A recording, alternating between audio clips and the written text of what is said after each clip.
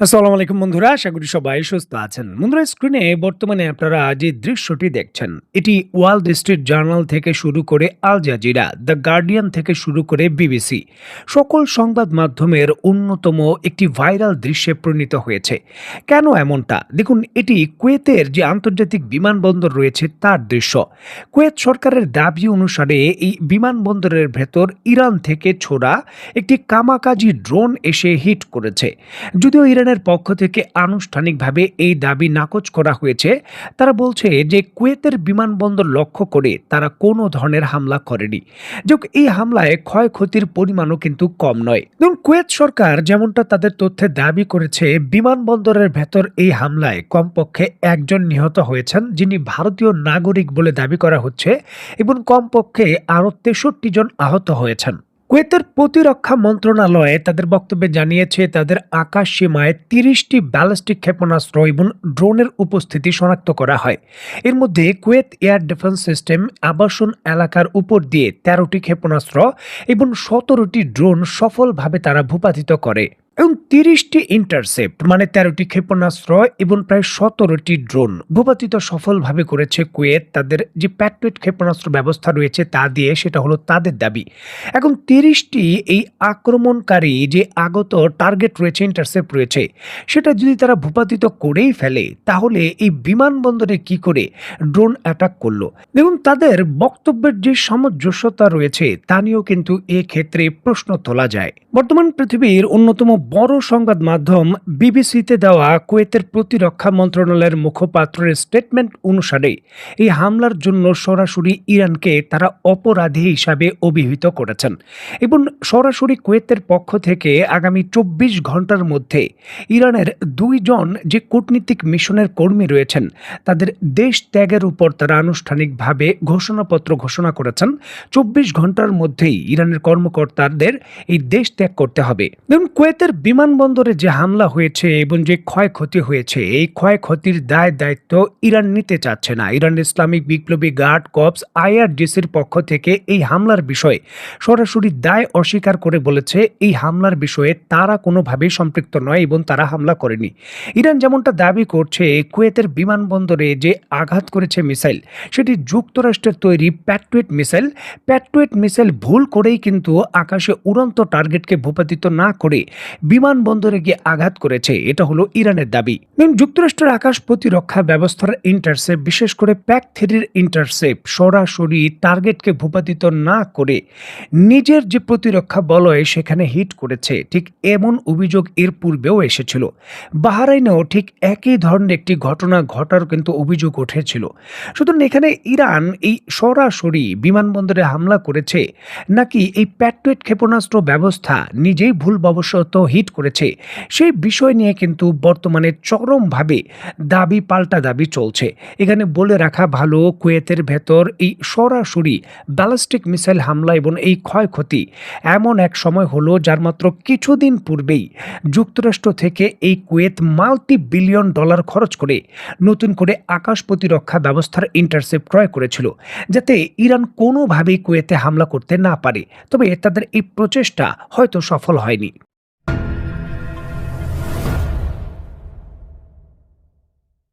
দেখুন, কুয়েতের বিমানবন্দরে যে হামলা হয়েছে, সেই হামলার দায়িত্ব ইরান স্বীকার না করলেও কুয়েতে অবস্থিত যুক্তরাষ্ট্রের যে ঘাঁটি রয়েছে, সেই ঘাঁটিতে হামলার দায়িত্ব স্বীকার করেছে ইরান, এবং তাদের এই স্বীকারোক্তিমূলক বিবৃতি মধ্যপ্রাচ্যের যে সমস্ত পরিস্থিতি রয়েছে তা পুরোপুরি পাল্টে দিয়েছে এবং স্পর্শকাতর করে তুলেছে।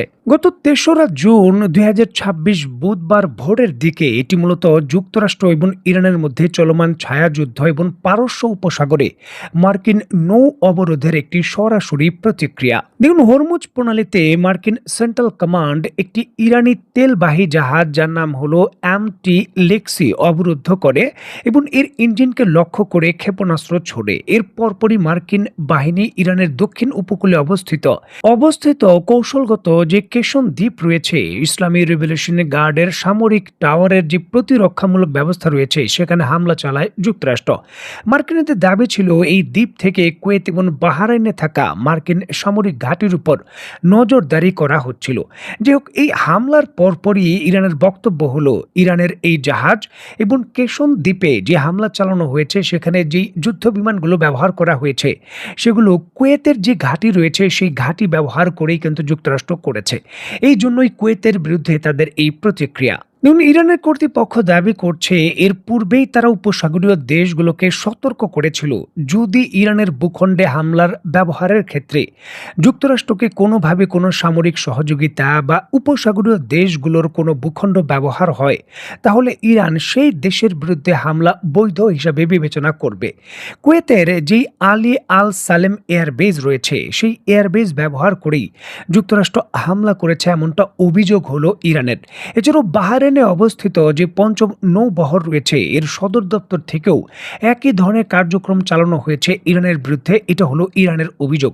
আর এই জন্যই দেশ দুইটির সঙ্গে সরাসরি কোনো সামরিক সংঘাত না থাকলেও তারা যেহেতু ইরানের মূল ভূখণ্ডের বিরুদ্ধে হামলা করার জন্য যুক্তরাষ্ট্রকে সহযোগিতা করেছে এই জন্যই তাদের বিরুদ্ধে এই পাল্টা প্রতিক্রিয়া। এবং ইরান ঘোষণা দিয়েছে শুধু কুয়েত, বাহরাইন বা অন্যান্য দেশ নয়, যেই দেশই ইরানের বিরুদ্ধে যুক্তরাষ্ট্র এবং ইসরায়েলকে হামলার জন্য সহযোগিতা করবে সেই দেশই ইরানের ক্ষেত্রে হামলার জন্য বৈধ টার্গেট হিসেবে বিবেচিত হবে।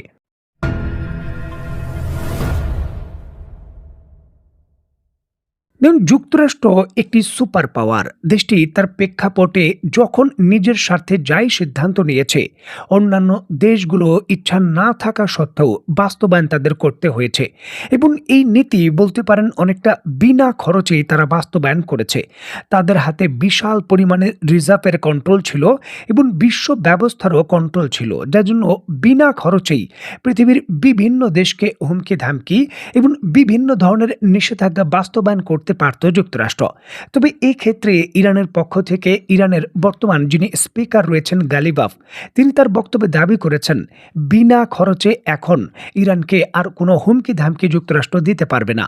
দেখুন, বিনা খরচে যুক্তরাষ্ট্র অনেক দেশের রিজম চেঞ্জ বা অনেক কিছু করে ফেলতো যেখানে যুক্তরাষ্ট্রের সামরিক কোনো ক্ষতি হতো না, সেই বিষয়টিকে কিন্তু গালিবাফ এখানে প্রকাশ্যে ইঙ্গিত করতে বা বার্তা দিতে চেষ্টা করেছেন যে এখন যদি তারা ইরানের বিরুদ্ধে কোনো পদক্ষেপ নেয় তাহলে তাদেরও সামরিকভাবে ক্ষতিগ্রস্ত হতে হবে, এটা হলো ইরানের দাবি।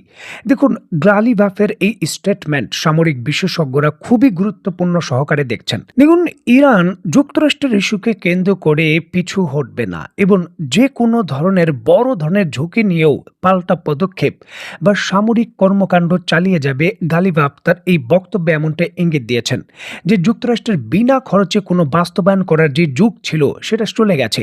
এখন যুক্তরাষ্ট্র যদি যুদ্ধে নামতে চায় বা কোনো কিছু করতে চায় তাহলে তাকেও ক্ষতিগ্রস্ত হতে হবে বা তারও এর মূল্য দিতে হবে, এমনটা দাবি করছে ইরান।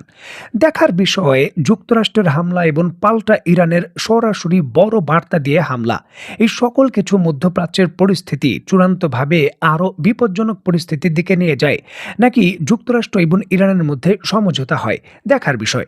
তো বন্ধুরা, আজকের মতো বিদায়, নতুন কোনো ভিডিও নিয়ে আবার দেখা হবে। সেই পর্যন্ত সবাই ভালো থাকবেন, সুস্থ থাকবেন এবং বাংলাদেশকে ভালোবাসবেন। আল্লাহ হাফেজ।